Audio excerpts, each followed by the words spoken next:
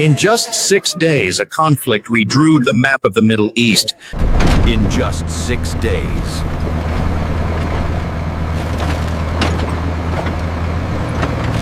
A conflict redrew the map.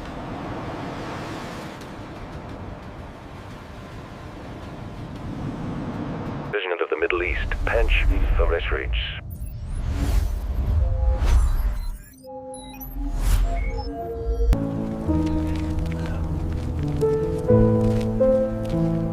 Displaced hundreds of thousands. And set the state for decades of tension.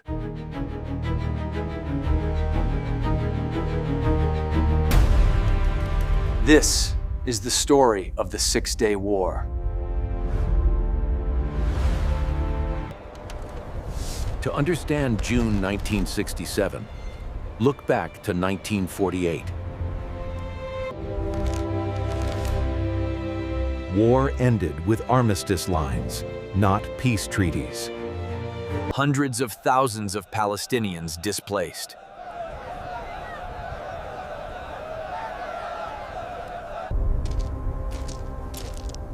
For 2 decades, border clashes kept tensions boiling. Egypt's Nasser emerged as the voice of Arab Nationalism, Israel viewed survival as a daily calculation. The Cold War layered another fault line. The Soviet Union backed Arab states.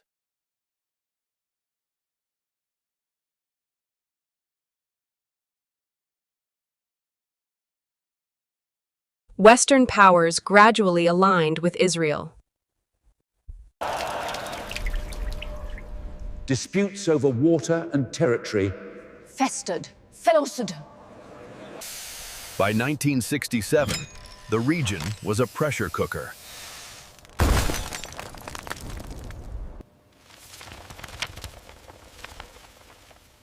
Waiting for a spark.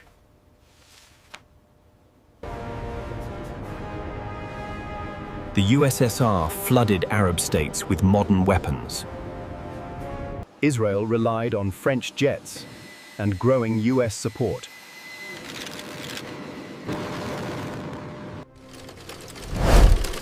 Both sides poured resources into survival.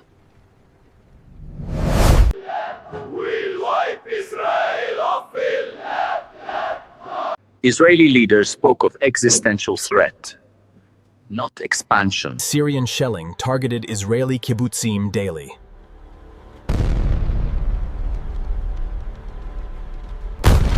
Civilians lived under constant fear. Mr. President, these continued violations cannot be tolerated. We demand immediate action. Your demands are unrealistic. We must prioritize stability. Water rights became a battlefield. Border fortifications multiplied on all sides. By May 1967, the pressure cooker had no release valve.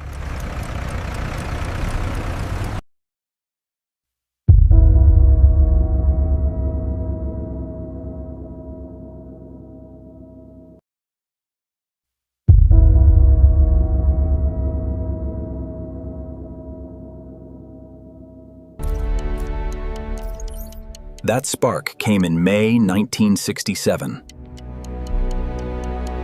Escalating skirmishes along the Syrian border.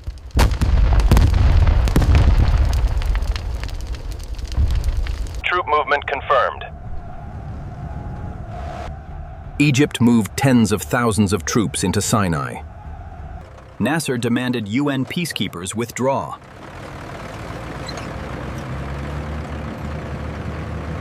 On May 22, he closed the Straits of Tiran.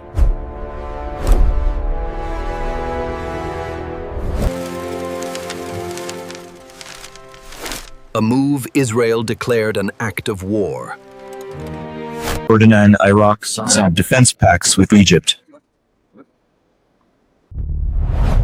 Israel faced encirclement and potential invasion.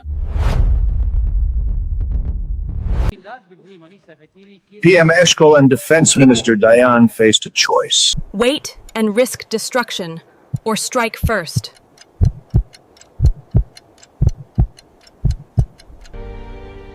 On June 4, the cabinet authorized a preemptive operation. Pilots were briefed. The stage was set.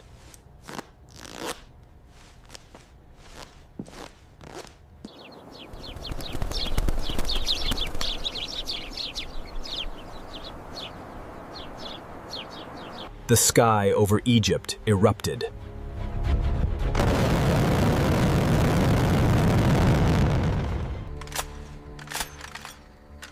Reservists were called up. Families said goodbye. Civilian life paused. Schools closed. Factories halted. Unit 7 moving to Sector Alpha. Troops moved under cover of darkness toward borders. Pilots slept in ready rooms. Briefings ended at dawn.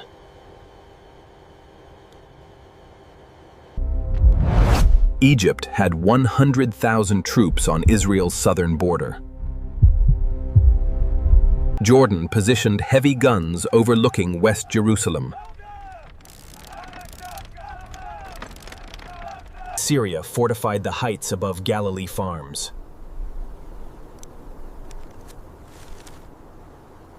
Will they come tomorrow? Farmers dug shelters between rows of crops. The leaders waited. No sleep, no certainty, no.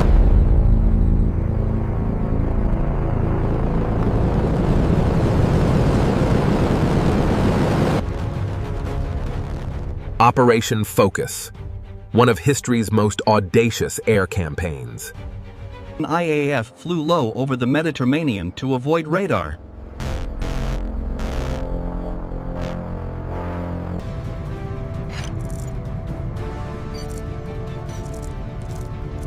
Timing was everything. Egyptian pilots were off duty. Radar operators rotated out. Simultaneous strikes hit every major airfield.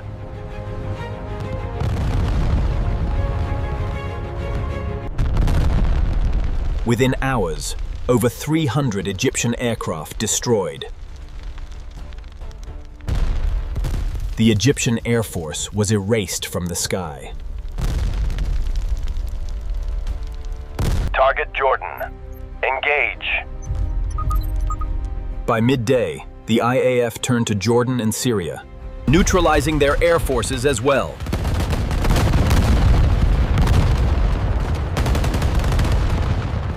In less than a day, total air supremacy. But airstrikes alone wouldn't win the war.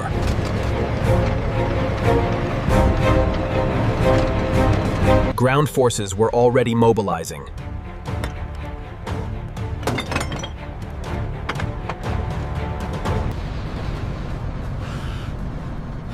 Second wave targets. Airfields in the Sinai Desert.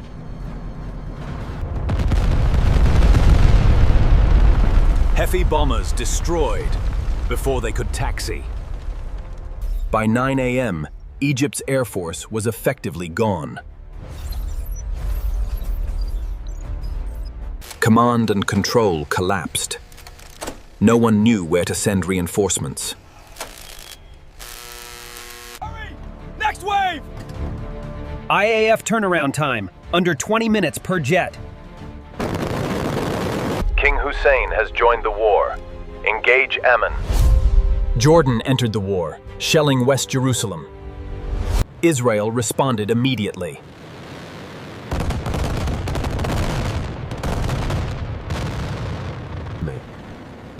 Jordan's entire air force was intercepted and destroyed.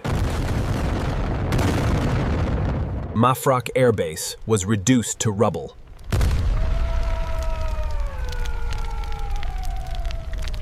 Syria launched raids on northern Galilee settlements.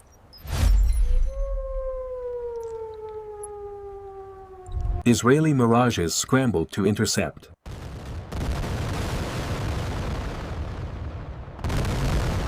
Target down! Target down!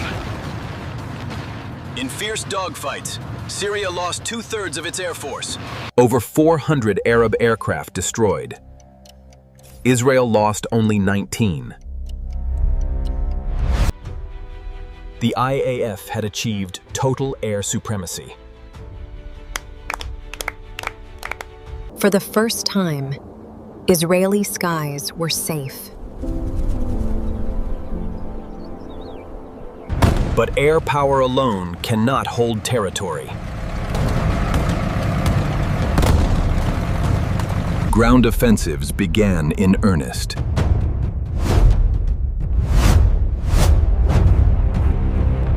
Three fronts.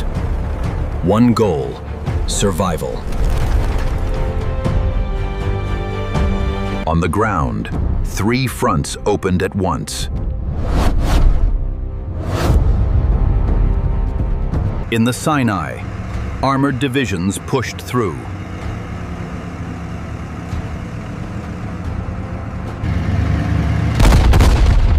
Exploiting the chaos of the destroyed Air Force.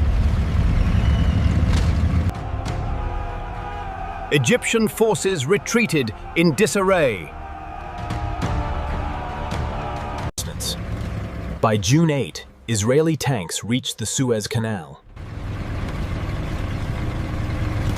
Simultaneously, forces moved into the West Bank. Paratroopers fought for Jerusalem's Old City.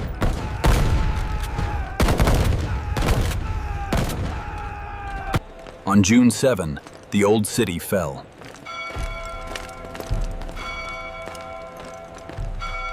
At the Western Wall, a moment captured forever.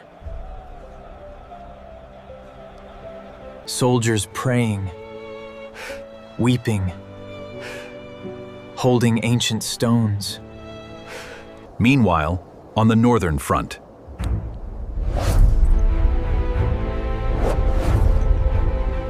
troops scaled the fortified Golan Heights.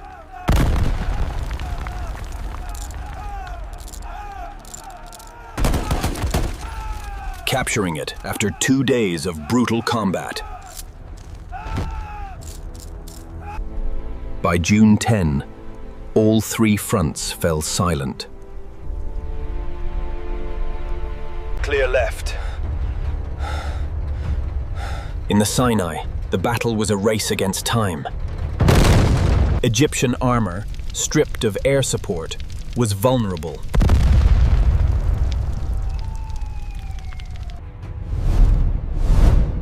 Israeli forces outflanked strongholds at Mitla Pass. Stop! Thousands surrendered. The retreat became a rout. In the West Bank, Jordanian forces fought fiercely.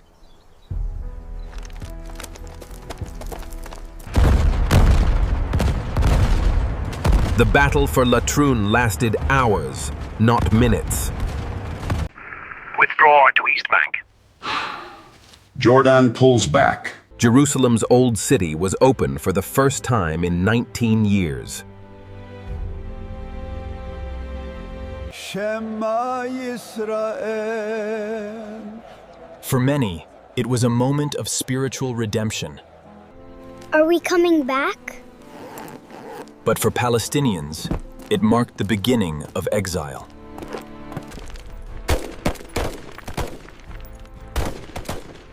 The Golan Heights was the toughest fight.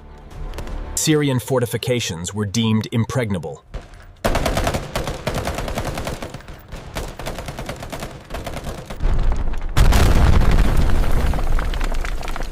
Israeli engineers blasted their way through. From the heights, Israel gained a strategic buffer.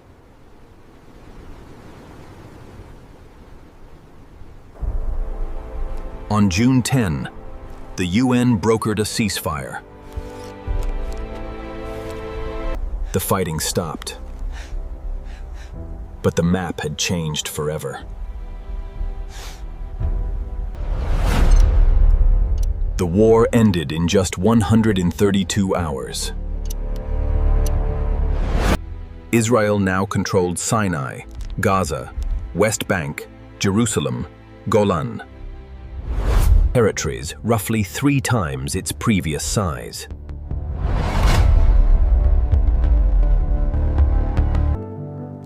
Victory came at a cost. Over 800 Israeli dead. Tens of thousands of Arab casualties.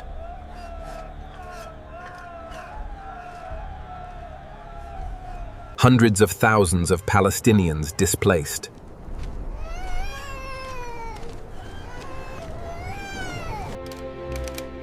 The UN Security Council passed Resolution 242, calling for withdrawal in exchange for peace.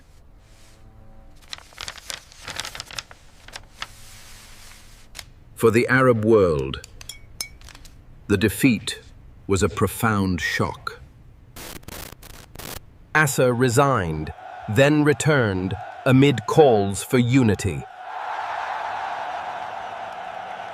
Israel celebrated survival, but inherited occupation.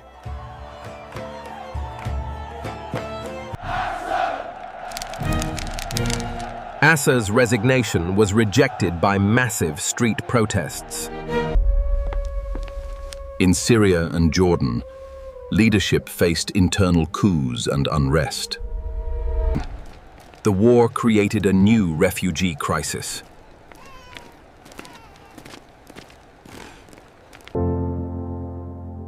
Approximately 300,000 Palestinians fled or were expelled. The UN Security Council scrambled to respond.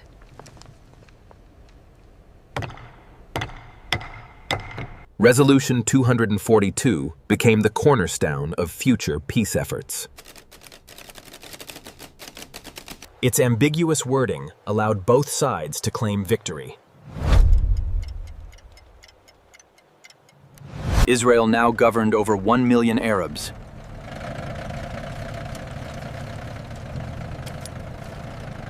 Debates began immediately. Land for peace or security through control? Euphoria in Tel Aviv. Humiliation in Cairo and Damascus. The victory solved Israel's immediate fear of destruction.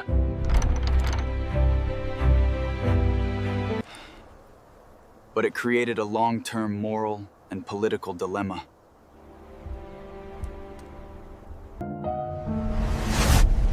The Six-Day War didn't end conflict. It transformed it. Settlements, resistance, and diplomacy followed. Egypt reclaimed Sinai through the 1979 peace treaty. Jordan renounced claims to the West Bank in 1988. The Oslo Accords attempted a two-state framework.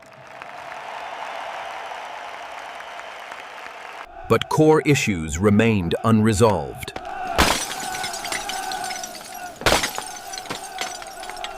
Today, the legacy is everywhere.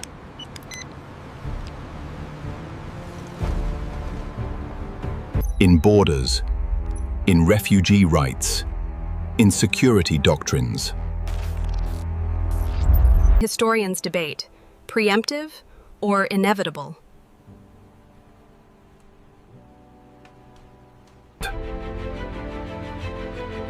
Few dispute it reshaped the modern Middle East. Payments. For Israel, 1967 created a sense of invincibility. But also a burden, governing a hostile population.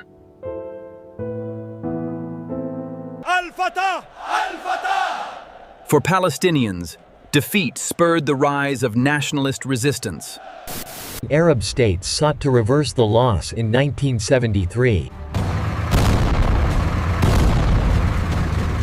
Egypt chose peace, reclaiming Sinai through diplomacy. But the core issue, Palestinian statehood, remained unresolved. Frustration erupted in the intifadas.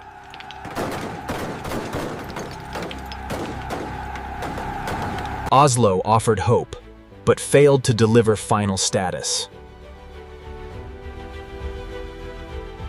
Settlements expanded, complicating any future border.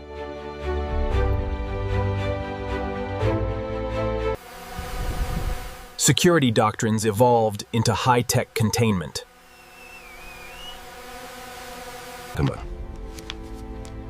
Historians still debate. Was war inevitable in June '67? Scholars like Oren, Schleim, and Morris offer differing views. But all agree.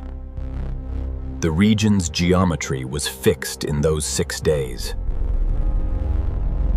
Today, the shadow of 1967 stretches over every negotiation, every conflict, every hope for peace. 6 days changed millions of lives.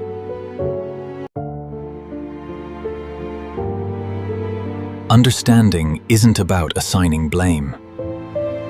It's about recognizing how fear and strategy intersect.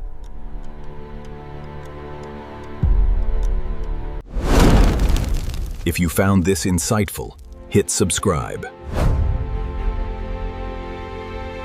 Drop your thoughts in the comments below.